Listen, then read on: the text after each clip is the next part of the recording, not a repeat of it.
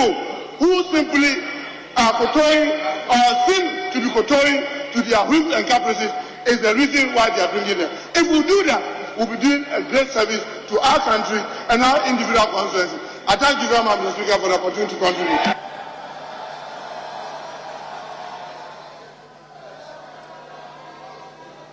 Who will be the last contributor from the last contributor from here? Yes, Honorable. I thank you, Mr. Speaker, for the opportunity to contribute to the discussion on the motion to approve His Excellency's nominations for appointment to the Supreme Court. Mr. Speaker, Article 125 of our Constitution says that justice emanates from the people and shall be administered in the name of the Republic by the judiciary, which shall be independent and subject only to this Constitution. Mr. Speaker, clearly the judiciary is a very important arm that must be insulated from issues of partisanship and perception of bias. And as a member of the Appointments Committee, Mr. Speaker, having listened to all the nominees, I am very satisfied that the committee was right by its majority decision to approve all the nominees that are before us. I want to also respond to some of the concerns that have been raised by colleagues on the other side, one of which is that even retired, according to Honorable Dafia Mako, retired judges are asked to continue to listen to cases. Mr. Speaker, I don't see why that is an issue, because if you read Article 145 of the 1992 Constitution, Article 145 Clause 4, it clearly states that notwithstanding that he has attained the age at which he is required by this article to vacate his office, a person holding as a justice of a superior court or chairman of a regional tribunal may continue in office for a period not exceeding 6 months after attaining that age, as may be necessary to enable him to deliver judgment or do any other thing in relation to proceedings that were commenced before his previous to his attaining that age. So, Mr. Speaker, clearly the Constitution allows a retired judge to continue to listen to a matter for a period of 6 months. So I don't see why that is even an issue to be raised here. Mr. Speaker, I have also listened to contribution from Honorable Muntaka, who today is expressing concern that people have been appointed because they have affiliation to certain political parties. Mr. Speaker, I am very, very disappointed at that argument, because this is not the first time in our country that individuals who have been appointed to the highest court of our land have political backgrounds. Mr. Speaker, let me make references to such individuals. One of them is Justice Kobia and Justice Appel, who currently are the Supreme Court. Mr. Speaker, they were appointees of the NDC government, and they were appointed under the NDC government. Mr. Speaker, nobody raised concerns when these individuals were appointed. Secondly, Justice Boone and Justice Boadi. In fact, Justice Boadi is a two-term NDC MP. Justice Boadi is a two-term NDC MP. Mr. Speaker, as we speak today, he is at Ho High Court serving, and he's working excellently. So, Mr. Speaker, in fact, he even presided over the election petition that involved Honorable Peter John Amewu, and we didn't raise any concern. The NDC was happy to send election petition to a former MP who was currently a judge. And today, you stand in this house to complain that somebody has an MPP affiliation and should not be appointed. How double standard can you display in this house? So, Mr. Speaker, let us not give merit to these statements from the NDC. Let us focus on the competence of the individuals that have been nominated by His Excellency the President and give them the opportunity. Mr. Speaker, how are these individuals selected? And I will forgive Honorable Muntaka because he's not a lawyer. He has not been in the practice. So his assessment of how people must be nominated, I will forgive him. But Mr. Speaker, anybody who has been trained as a lawyer in this country understands how judges are appointed. In fact, Mr. Speaker, one personal experience is that I, as a young lawyer, was in a matter with Justice Apple when he was a practicing lawyer. On the same day when his name was mentioned to go to the Supreme Court, he was a practicing lawyer. Mr. Speaker, he had not even had 1 day of a judge experience. How do you question somebody? And that appointment was done by President John Mahama and the NDC. How do you question President Akufo-Addo's appointment of an individual who has served 2 years as a judge? 2 years as a judge at the High Court. You can appoint somebody who is a practicing lawyer. Yes, honorable example. Mr. Speaker, thank you very much for the opportunity. Members, can I have some order, please? I want to listen to him. Yes. Mr. Speaker, I heard my honorable colleague say that there's a future NDC MP. I refer honorable member to we don't have future NDC MP. We have sitting members of parliament.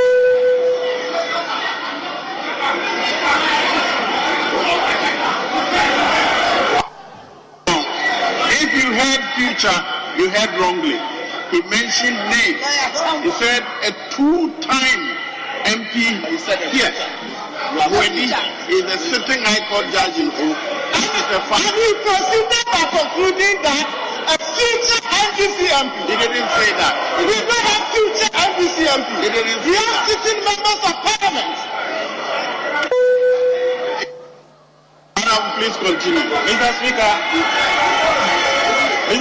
clearly, my friend didn't sleep well last night, and that is why he's hearing 2-term as future.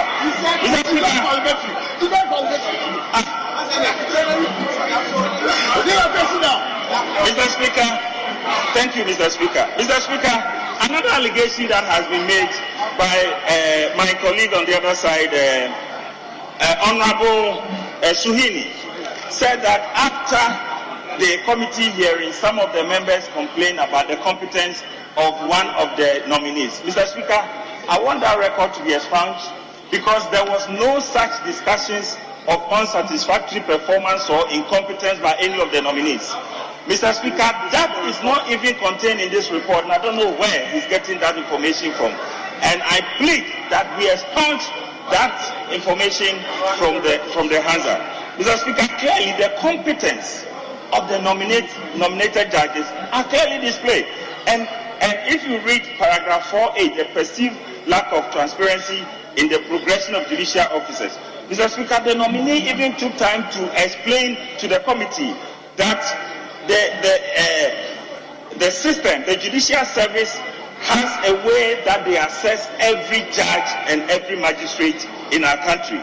He explained that at the end of every legal year, judges are required to submit judgments and rulings to the evaluation department of the judicial service, but he's not privy to what and how these considerations are done. So, Mr. Speaker, there is a format, a system, a process by which individual judges and magistrates of our country are assessed by the judicial system. So it makes them accountable. It is therefore unthinkable for anybody in this House to say that there is no basis for His Excellency to nominate the people that he has put before us. So, Mr. Speaker, clearly the concerns about competence is out of place. These individuals have shown that they merit the opportunity to serve at the highest level, and it will not be the first time or the last time anybody with a political background will be nominated to the highest court of the land. Mr. Speaker, the previous people who have been nominated to the court, the Supreme Court of Ghana, have proved that their political backgrounds really do not matter when it comes to dealing with legal issues. Legal issues are assessed on basis of the law and basis of the facts. So, Mr. Speaker, let us, and the evidence before the court, let us disregard all these baseless sentiments and approve these individuals that have been nominated by His Excellency the President to go to the Supreme Court. I thank you, Mr. Speaker. Now, leaders. Do the leaders wish to contribute to this debate? No. Very well. Enough members. That brings us. Very well. Mr. Speaker, the minority. Done 3 each. Okay. We have done 3 each. No, we didn't hear you. Since you was going to allow leaders. Okay. We have done 3 each. You are now doing it. Okay. We agreed on 3 contributors each, and we have done 3 each, haven't we? I think that's enough. That brings us to the end of the debate of the report. Now, our rules are clear, and where we are not ad idem, the recommendation is not by consensus. We make the decision by a secret ballot. In this case, I think we will now defer to the class table to organize and prepare members. Yes, Honorable Majority Leader. Mr. Speaker, I wasn't at the preceding meeting, but the information that I had was that the Speaker had indicated that he wants to be in the chair to preside over the voting. If that is true, the Speaker, then we can put that aside, awaiting the Speaker, and deal with the revenue bills. Debate them, and then when we are through, the Speaker comes, we take all of them. Speak, amen. Yes. Mr. Speaker, I agree with the leader because we are about to pave the way for the voting. But yesterday, we decided that the Common Fund will come here with their formula. Mr. Speaker, as I can see, the Common Fund administrator is sitting right there. So instead of starting a new business, I can hear them say no. You want the vote, isn't it? We should break into committee of the whole and consider the Common Fund. Mr. Speaker, apart from that, then, Mr. Speaker, can you restrain my colleagues? Honourable members, order, please. Thank you, Mr. Speaker, for the opportunity. Either we allow the Common Fund administrator to brief us, or we wait, or you suspect. Because I know, or we suspend. We suspend and wait for Mr. Speaker to come for us to take the vote, Mr. Speaker. Because this is a major, Mr. Speaker, the revenue bills are a major undertaking, and we are thinking that we need enough time to do that. So instead of starting and stopping, we should suspend and allow Mr. Speaker to come to the chair. So we take the vote, Mr. Speaker. Yes. Speaker, I listened to my colleague, but it's important we communicate the facts. It's important we put the facts across. Speaker, with respect to my colleague, Minority Chukwe, today a conflict. Speaker, you bear me out. Among the items that were considered to be taken on the floor, we never mentioned the Common Fund. These were the items we talked about. We talked about the motion on the Supreme Court Justice. We also talked about taking the question on the ministerial and deputy ministerial nominees. And then, of course, the financial revenue bills. The Common Fund matter was an agreement between you and I. Of course, the meeting we had at leadership supersedes the meeting the two of us have. So please, this is not a matter we have to split our heads over. We shouldn't split our heads over this. The Speaker has given indication. We are ready to take the vote. In the absence of the Speaker, we can go on. The Speaker is here. He's indicating Exactly. that. So we go ahead and take the vote. We go ahead and take the vote. We are ready for the vote. We are ready for the vote. Honourable members, I've heard those sides now. Can I have some order, please? Can I have some order?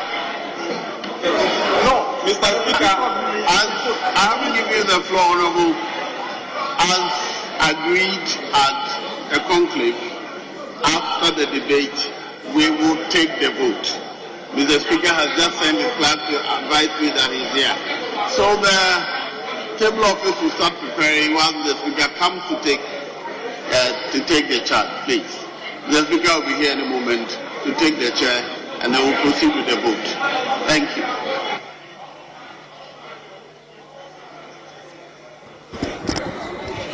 So, Speaker of Parliament Alban Bagbin is expected to take the seat any moment from now. Just gone by the debate on the motion on the appointment committee's report on the nomination, President Akufo-Addo's nominations for appointments as justices of the Supreme Court.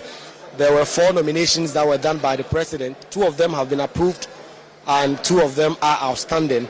The 2 outstanding is Justice Ernest Yaoga-Ewu and also Justice George Kingsley Kumsin. These 2 judges have been outstanding for a while now, and Parliament has just concluded the debate. You've had the spirited debate from the minority who say they are opposed to the 2 persons going to the Supreme Court. When it comes to Justice Ernest Yaoga-Ewu, they say that he was a member of the New Patriotic Party. He served as the party's parliamentary candidate in the whole central constituency at some point in his career and should not be elevated to the high office of Justice of the Supreme Court. They also have concerns about the role Justice Kingsley Kumsin played as regards to the EDRA committee report that was published some months back. And so very shortly, when the Speaker of Parliament comes in, we expect that the Electoral Commission booth and other things that are usually available would be put on the days and the election will happen. The sides are pumped up, as you would have seen from the scenes in Parliament. Both members on the minority and majority side are here in their numbers, and the expectation is that very soon that vote will happen. This is the rolling coverage right here on Joy News as to some of the contentious hearings we've been having in Parliament in recent times. First, yesterday you heard that debate, confrontational debate as regards to the President's nominations for ministers and deputy ministers. The debate concluded, but the vote did not happen.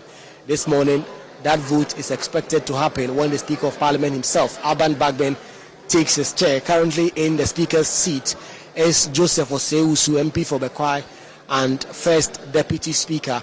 He has shepherded the debate on President Akufo-Addo's nominees for the Supreme Court. And so, any moment from now, when the Supreme Court, when the Speaker of Parliament, Alban Bagbin, takes his seat, then the vote will happen.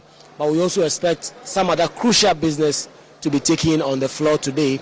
The business having to do with some 3 tax measures that have been put before Parliament: the Excise Duty Amendment Bill, the Income Tax Amendment Bill number 2, the Growth and Sustainability Levy, which is totally expected to accrue about 4 billion Ghana cedis in terms of revenue for the state. The minority say that they have some concerns. Government says that this is a prior auction. It's a matter that must be dealt with before government can get an IMF deal. The minority say they are still opposed to that. So that business is still expected to come to Parliament. There's also the matter having to do with President Akufo-Addo's nominees for ministers, deputy ministers, and ministers of state and some substantive ministers. At the beginning of this Parliament, President Akufo-Addo informed the House that he has nominated Brian Achampon to become the Minister for Food and Agriculture. MP, he's the MP for Abetifi. Also, Katie Hammond for Minister for Trades and Industry. Katie Hammond is the MP, is an MP on the majority side. Also have Stephen Asamoah Boateng. Immediately, he was the boss of State Interest and Governance Accountability, that SIGA. And then Mohammed Amin Adams has also been nominated as Minister of State at the Finance Ministry. Obi Amwa is currently a Deputy Minister at the local government ministry. He's also been nominated to become a minister of state at the local government ministry. And then finally, Stephen Amoah, MP for Nhyira, also having been nominated as Deputy Minister Designate for Trades and Industry. The minority yesterday engaged in that spirited debate, saying that they will reject the nominations because President Akufo-Addo's government is bloated. They think the government must reduce its size, and not only must the size be removed, some of these ministries can be merged. And so they did that debate yesterday, and they concluded only that the vote did not happen. And then this morning we expected that will happen. It's drawn into the afternoon. It's about 1:21 now. That vote is yet to happen. So Parliament decided that this morning the first order of business they wanted to deal with was the matter of the Supreme Court Justice nominees. About 4 of them have been on the President's radar. 2 of them have already been passed, and they've already taken their seats at the Supreme Court. 2 of them are still outstanding. Justice Ernest Yao Gayewu is still contending with the minority, and also Justice George Kingsley Kumsin. Today as well, just like yesterday, leadership of both the NDC and MPP are here in Parliament. We've seen Justin Frimpong Kodua. He's the General Secretary of the NPP. He's taking his seat. He is currently in the chamber with some members of the New Patriotic Party. He's sitting directly opposite the NPP caucus over here. We've also seen the national chairman of the National Democratic Congress, Johnson Esidu Nketia. Johnson Esidu Nketia has just stepped out of the chamber briefly. We understand he will be returning. He is in the company of the NDC's Greater Accra Region chairman, Ni Ashi Moore. He is also here in the chamber. So very soon, when Speaker of Parliament Alban Bagbin takes his chair, we will be expecting that the members of Parliament will be heading to the booth. It's a secret ballot to elect to vote as to whether or not they are going to accept the MPs who have been nominated for ministers, as well as the Supreme Court Justice nominees. So that is still a rolling coverage. There's still a lot of back and forth, a lot of haggling on the floor of Parliament, both sides trying to come to some sort of an agreement before that crucial vote happens. If MPs on both sides stick to their guns, it will be interesting to see the results. The NDC MPs have at least 136 MPs. The NDC MPP have 138, but because we know that Sarah Adwoa-Safo is currently not attending Parliament, she hasn't been here in a while, and NPP would have about 137 of their members here. So it's been quite a very interesting day in Parliament, and the Speaker of Parliament, Alban Bagbin, expected to walk into the chamber any moment from now. And the NDC MP say they are upbeat about the ability to defeat the nominees that have been put out by President Akufo-Addo, both for the Supreme Court and also for the ministerial nominees. And that vote is expected to happen any moment from now when the Speaker of Parliament walks in. I can see some frustration there on the face of the majority leader, as well as the Speaker of Parliament, the Deputy Speaker, who are not really enthused about what is expected to happen. So the leader of the House is on his feet. With respect, I think we have figured that the Speaker is within the presence. He wants to come and preside whilst we take the vote. We have not suspended sitting.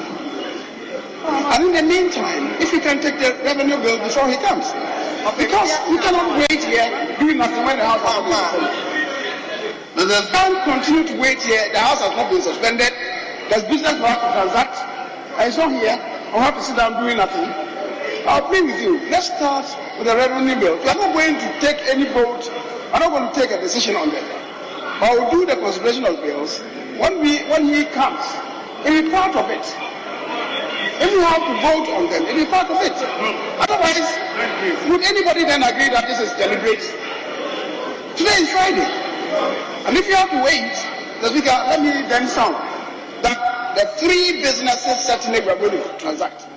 Whatever happens, the three businesses were going to transact, even if you have to sit up to 12 midnight. With the greatest respect. Thank you, Mr. Speaker. Mr. Speaker, if you recall yesterday, what the agreement was that after the debate this morning, we will come and vote on the ministerial appointment. When we went to conclave, the issue of the judges was brought, and we agreed that we come in and then we do the debate, and after the debate, we will now vote on the ministerial appointment and vote on the judges. That was the agreement. So you should go ahead and vote. And then after that, we will now look at what time we have and see what other business we can do. That's what we agreed on. You talked about the other economic bills, and we said after we have taken all of this, then we vote. So we are at the point where we should be voting. It has been suggested that the speaker is coming to take over, and we said that you can take a suspension while we wait for the speaker. So if that is the case, we can take a suspension, because where we are right now is to vote. So, Mr. Speaker, that is where we are, and nothing else. Honorable colleagues, we are here because I've asked the table office to set up the voting system. Mr. Speaker will come when the place is ready, he will take it over. But the table office to set the place up. Mr. Speaker to take the chair.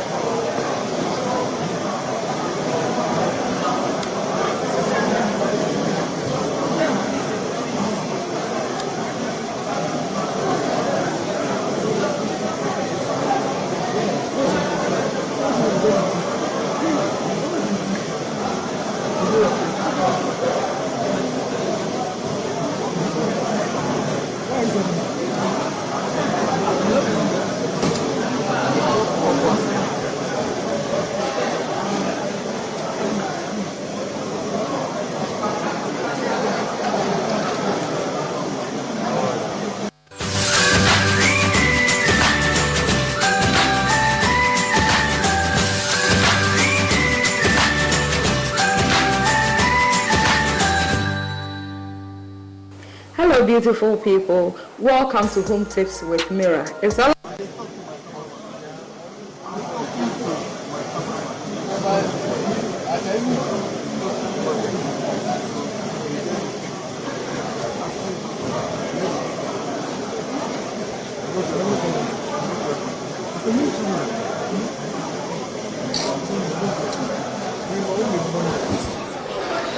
So the stage is set, and any moment from now, the vote on the approval of Supreme Court Justice nominees will happen, and the Speaker and the table office will call the MPs name by name. We've seen there on the platform the Electoral Commission insignia, that tools and other mechanisms that are used to conduct elections also here in Parliament. So the approval of the Supreme Court Justice nominees will now happen, with the booth now being set up. We do not know yet if the vote on the ministerial nominees will also happen concurrently. We are waiting the Speaker to give further directions on that.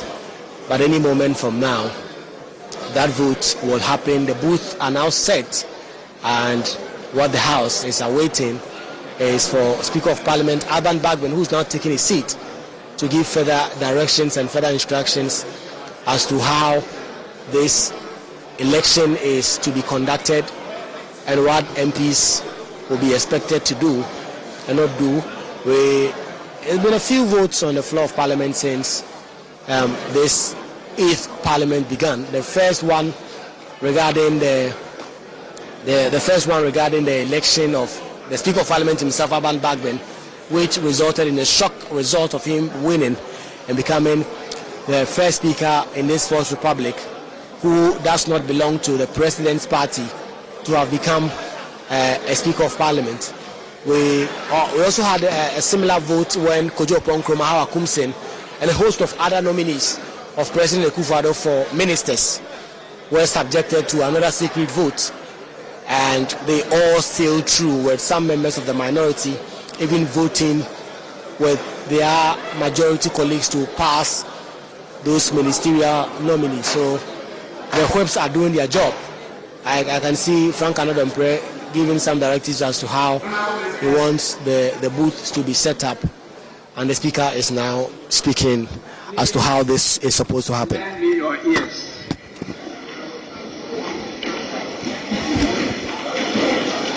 I've just been given a detailed brief as to what transpired this morning and yesterday at the meeting of the Joint Caucus.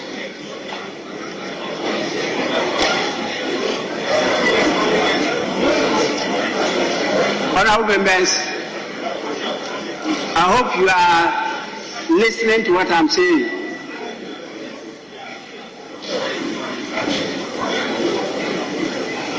Because I want you to guide me as to the procedure we should adopt.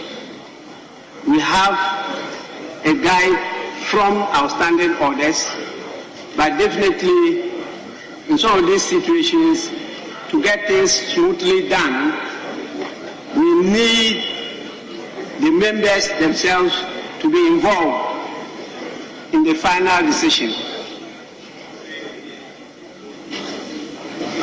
Yesterday, for good reason, we deferred taking a decision on the motion to adopt the report of the Appointments Committee in giving a prior approval to the appointment of ministers and deputy ministers. We deferred it to today. This morning, we've gone through that one, the motion dealing with the nominations of members to the Supreme Court. I've been briefed that at the Joint Caucus meeting, we agreed to have both taken at the same time. That is the vote on the judges and the ministers. I want to know whether that is the case, so that we know the system to adopt. Thank you, Mr. Speaker. Mr. Speaker was accomplished this morning. We have said that these are separate motions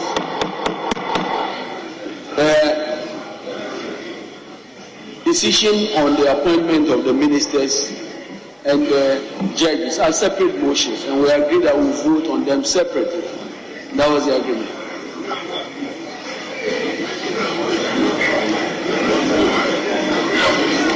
Yes. So, Mr. Speaker, we agreed to vote on them separately at the same time. So we are going to have one ballot box, just as on the national elections we vote presidential and parliamentary. You are given a ballot for presidential, you vote to put it in a box. You are given a ballot on parliamentary, you vote to put it in a box. So the position is that we are going to have two ballot boxes, have separate voting but at the same time. So you go, the clerk gives you one ballot paper which has the list of the ministerial nominees. You finish voting, you pick another one for the Supreme Court judges, and then you put it in. Mr. Speaker, that was the understanding, and Mrs. The first deputy speaker who presided is here to validate the points I've just made. Thank you, sir.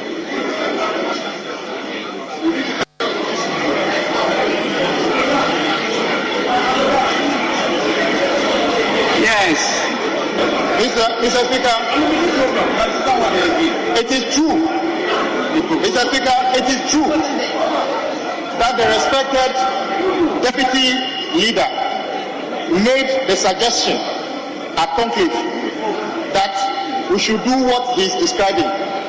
We said no because of the controversies.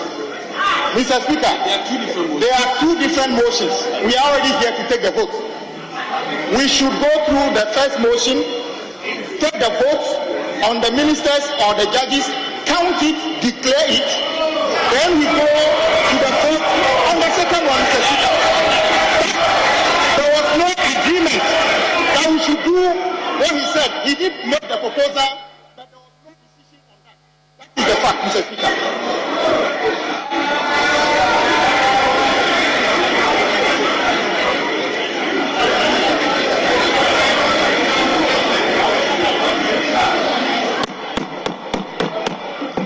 Honourable members, let's listen to the person who presided over the proceedings of the joint caucus meeting, the first deputy speaker. Yes. Thank you, Mr. Speaker. Mr. Speaker, it is true that I proposed that we do the two votings together, two separate ballot boxes. From one end, you continue to the other end. There was no agreement between the two sides. So I told them that actually decision is to be made by Mr. Speaker. So if we can't agree, we should leave that and come here. So we'll leave you to make the discretion. That was how we concluded.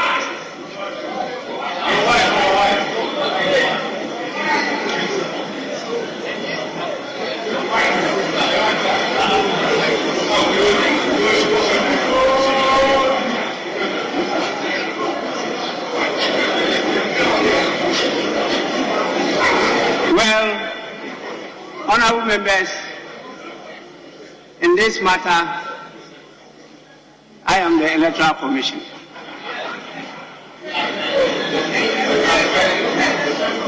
After listening to the chair, I cannot listen to you again. Please.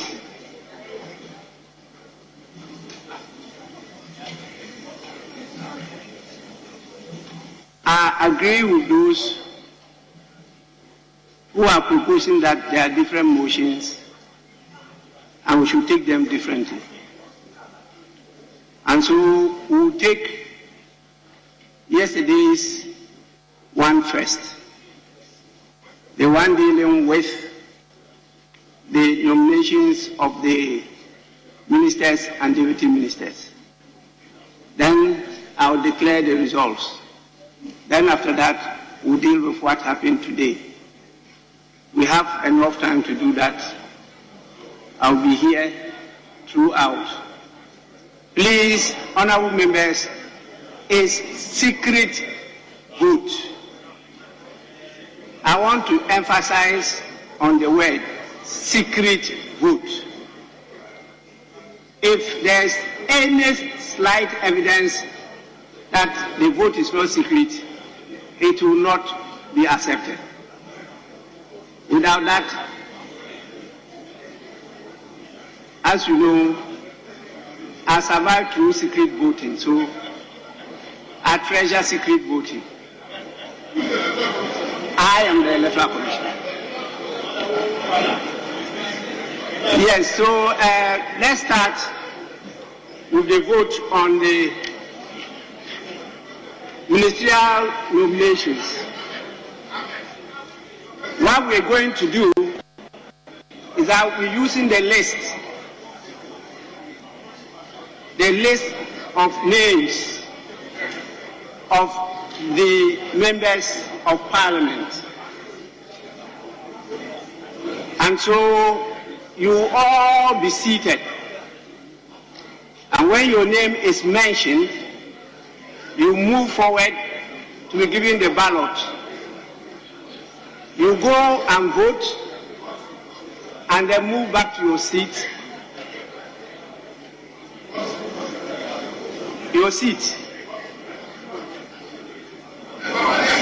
We are not going to talk about people standing. You have to be seated.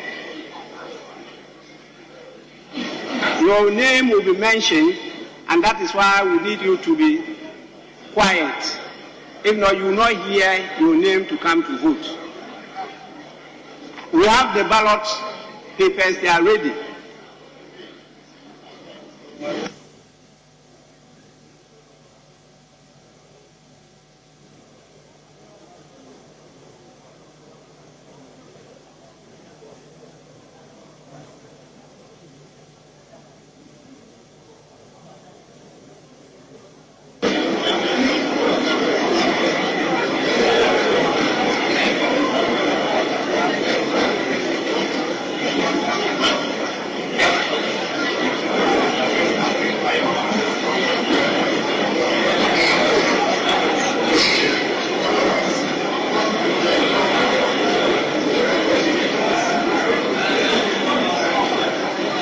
Yes, Honorable Mahama Yelga.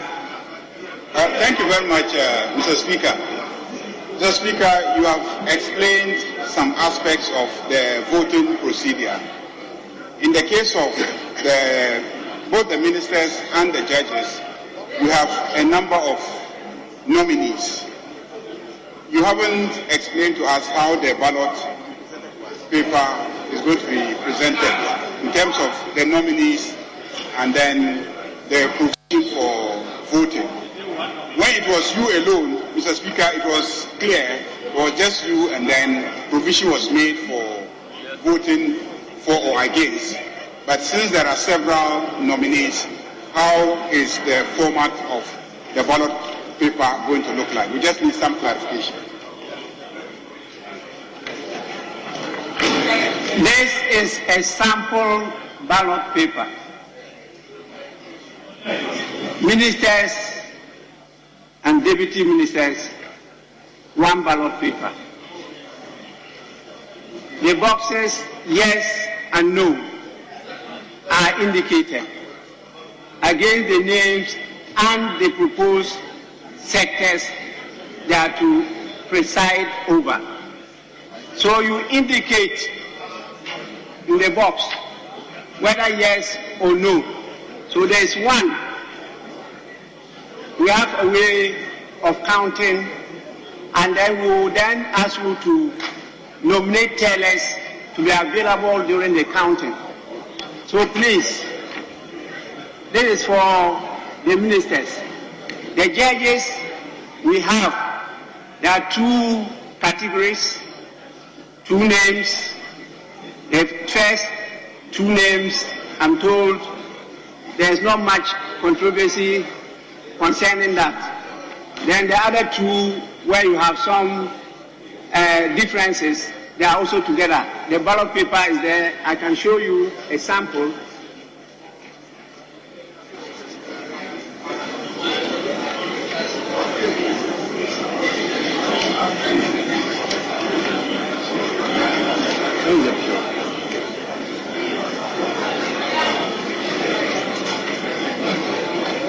other ballot paper for the judges.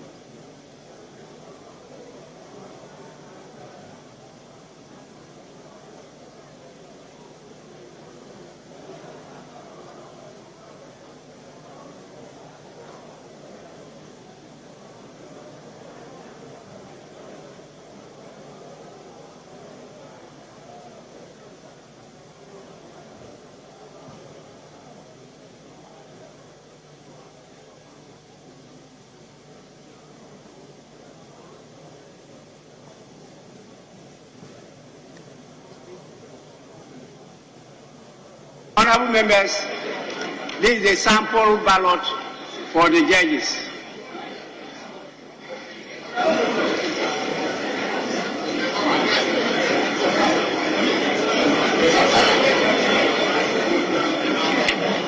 Yes, Honorable Mama Yalga.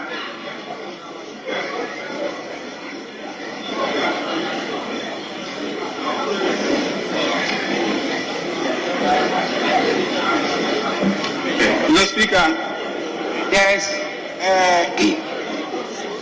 We just wanted to also know whether you brought a CI to this house to govern the design of the ballot paper.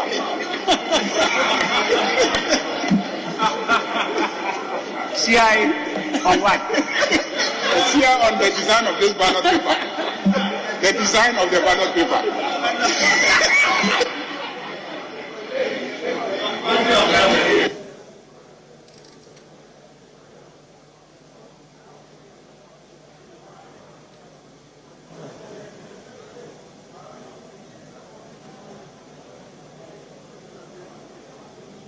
Honorable member, you are you a 5'10", 5'10" member of parliament? This is from practice and procedure.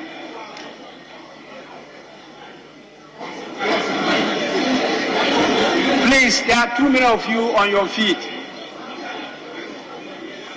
We don't need any disruptions. We don't need obstruction. We don't want to hear. You have to listen to us.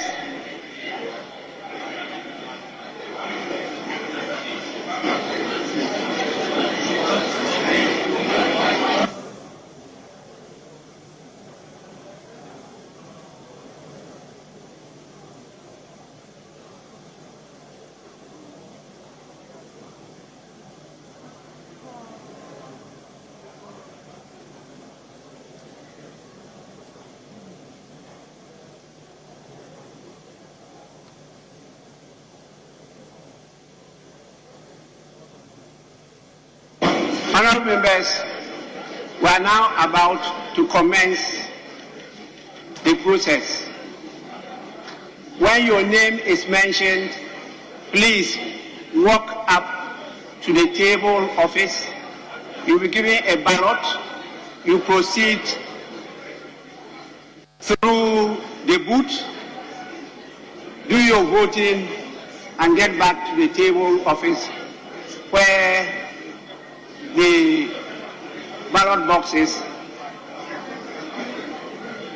We don't want many of you piled at the table office. Please. Yes, Deputy Minority Whip. Thank you, Right Honorable Speaker.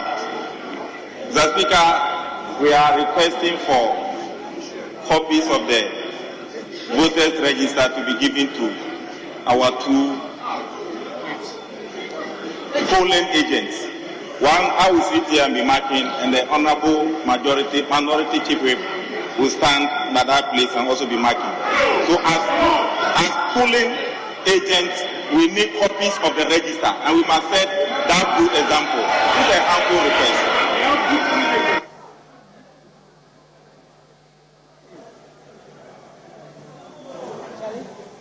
Honorable member, you are completely out of order.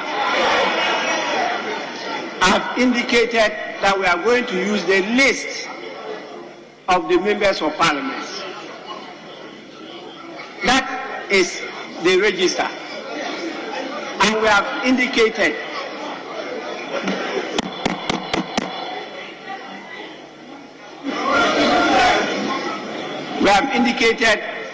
that we will call you by your name and your constituency, and you walk out here to the glare of every person gathered here, including the gallery. And so if you are an imposter, we will identify you. I insist that this is secret voting. Secret means secret. Please, I'll be very, very vigilant myself as the electoral commissioner.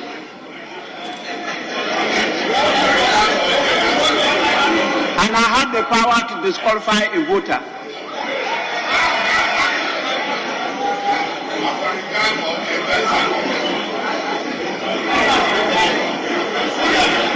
Yes, so let's start. We will go by alphabetical order. Yes. Deputy Majority Leader. Honorable members, be seated. The time for campaigning is over.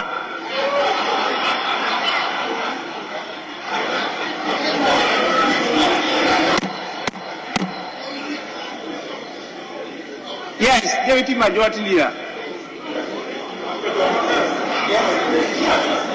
Mr. Speaker, thank you for the opportunity. Mr. Speaker, I am on my feet to seek your guidance on Article 78.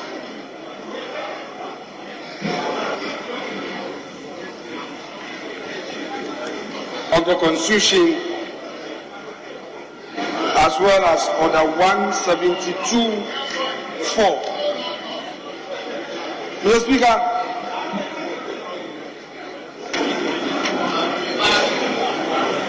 Article 78 provides, and with your leave, I read,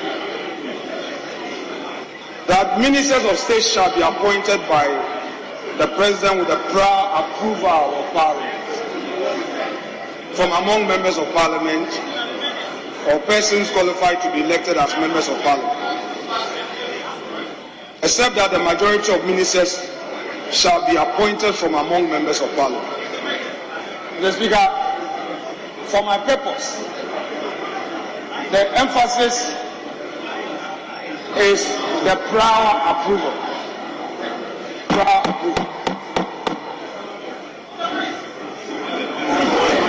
And the Constitution under Article 78 does not state the procedure for achieving this prior approval. However, Mr. Speaker, if you go to Article 110 of the Constitution,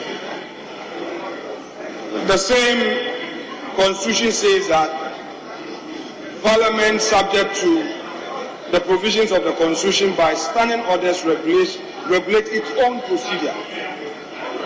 Mr. Speaker, we have had several occasions in this House where we have used practice to set aside the standing orders and lean on the Constitution. Mr. Speaker, there are some other provisions in the Constitution that talk about secret ballots when it comes to electing or removing a person from public office. Mr. Speaker, what we are doing is not an election. We are approving. And I know that Order 172.4 provides that the committee shall report to Parliament within 3 days after it has concluded its proceedings when Parliament is sitting. Parliamentary approval of persons recommended for appointment shall be by secret ballot or by consensus. So, Mr. Speaker, although the Constitution talks about prior approval in general terms and does not provide a specific procedure for achieving that, our own standing orders create two main avenues of disjunctive effect. Mr. Speaker, I am bringing this argument forward because yesterday, and I'm quoting my respected colleague, Honorable Atufosi, and my respected colleague, Honorable Anadompre, when there arose an occasion to have further engagement on this matter, I recall that Honorable Atufosi said that we are all members of Parliament and that our colleagues in this house, that we should not take ourselves through that burden of having to engage in a secret ballot. Mr. Speaker, that move occasioned some discussions, and Honorable Anadompre, in applying for suspension, relied on that to say that, Mr. Speaker, we want a 1 hour suspension so that we could explore the possibility of dealing with that issue. Mr. Speaker, the argument here is very simple. Our colleagues in the minority, who are 136, have made it clear that they are opposed to these nominees. So, Mr. Speaker, I am saying that we are masters of our own rules. Mr. Speaker, if we decide as a house to be masters of our own rules without sinning against the Constitution, we will be acting within the confines of the Constitution. This is a subsidiary legislation that we have enacted, that day in, day out, for our purpose, we take a decision and say that this is a matter of practice, and we go by it. All I am saying that, Mr. Speaker, to the extent that Order 172.4 gives a disjunctive effect in its import of what is required of us in taking such a decision. And one is by consensus. If we are unable to achieve consensus, and we know as a fact that the whole 136 of the minority are against, and the whole 137 of the majority are for, Mr. Speaker, I invite this house to construe and appreciate within the context of practice to mean that, Mr. Speaker, we can adopt the vehicle of that consensus, Mr. Speaker, which would mean that the decision for the approval, because we are not elected, so, Mr. Speaker, the argument I'm making is that the provision for secret ballots in itself is not provided for by the Constitution.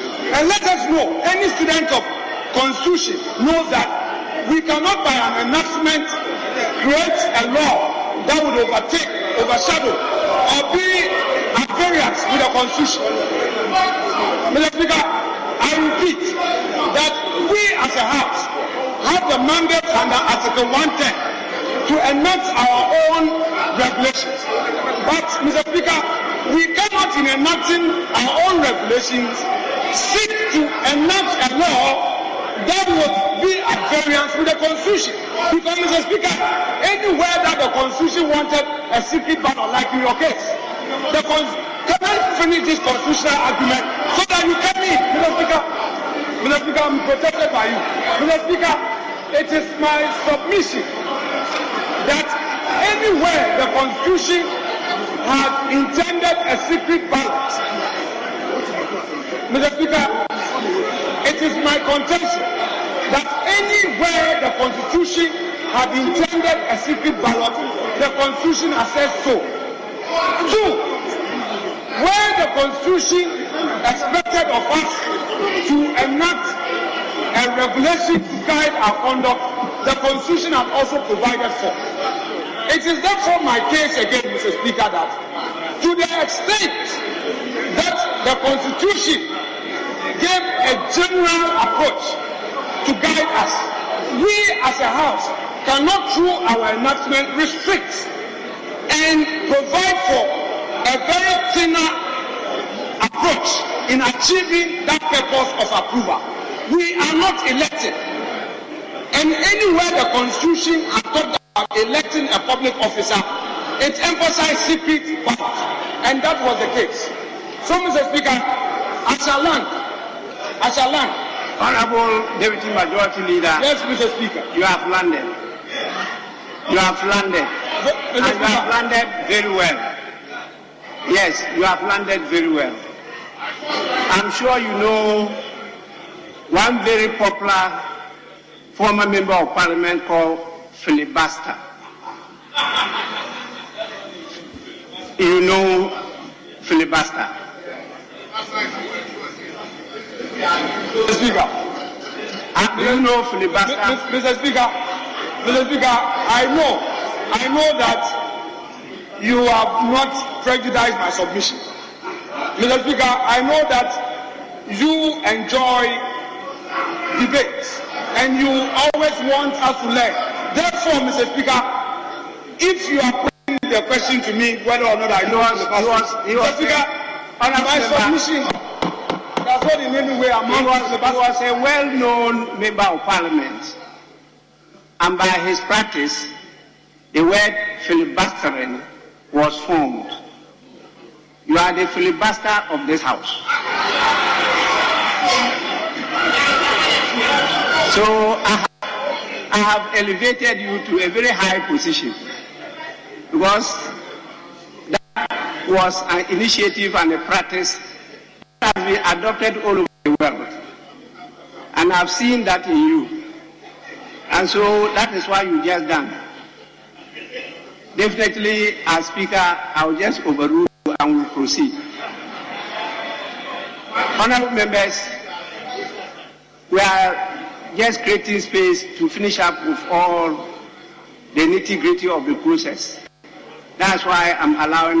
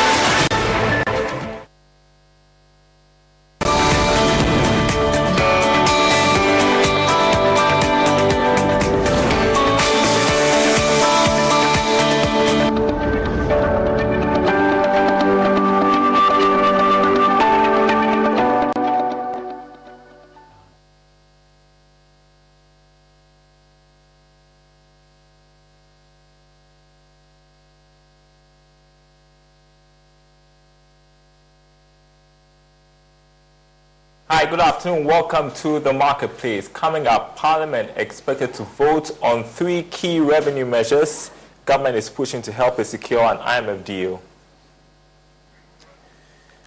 Meantime, businesses are kicking against the new tax measures. We'll hear from the Agribusiness Chamber, which says businesses cannot afford any more taxes. Plus, Finance Minister Ken Ofori-Atta leads government's delegation to kickstart debt restructuring negotiations with counterparts in China. We'll discuss the outcome of that coming up here on the Marketplace. Thanks for being with us, everyone. My name is Darryl Kwa.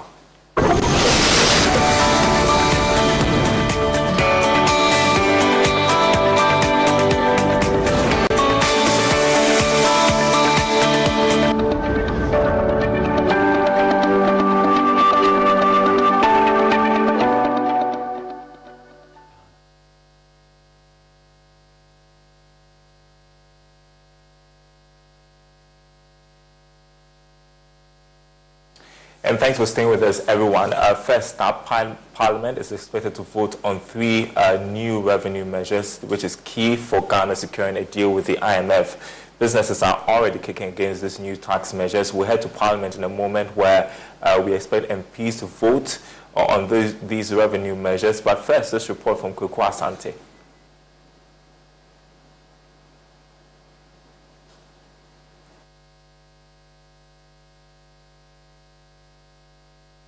Almost everything off its schedule for Thursday to allow it more time